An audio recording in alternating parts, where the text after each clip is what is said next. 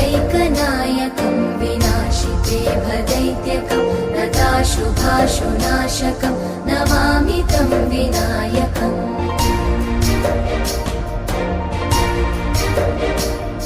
न तेतरातिभीकरं नवोदितार्कभास्वरं न मत्सुरादिनिर्झरं न ताधिकापदुद्धरम्